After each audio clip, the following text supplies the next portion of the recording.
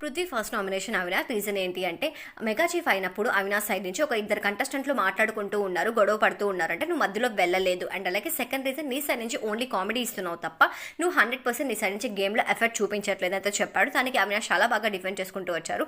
నేను ఆల్రెడీ క్లియర్గా చెప్పాను, మెగా చీఫ్ అయినప్పుడు నేను పర్సనల్ మ్యాటర్స్లోకి వెళ్ళాను. హౌస్కి సంబంధించిన మీరు ఏమన్నా ఇష్యూ జరుగుతుందంటే తప్పకుండా నేను రియాక్ట్ అవుతాను.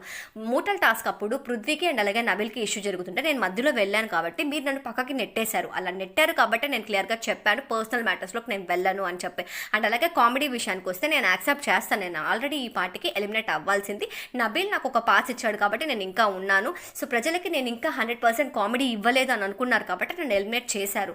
బట్ నేను ఇప్పుడు దానికి ఇంప్రూవ్ చేసుకుంటూనే వస్తున్నాను. బట్ గేమ్ అంటావా, ఓన్లీ గేమ్ మాత్రమే ఈ హౌస్లో ఉంటే సరిపోదు, ఎంటర్టైన్మెంట్ కూడా ఉండాలి. నబీల్ నాకు పాస్ ఎందుకు ఇచ్చాడు అంటే నేను ఎంటర్టైన్మెంట్ ఇస్తున్నాను, ఒకవేళ నేను వెళ్ళిపోతే హౌస్ అంతా బోసిపోతుంది అని చెప్పి నాకు ఇచ్చారు అని అయితే మాట్లాడుతూ వస్తాడు.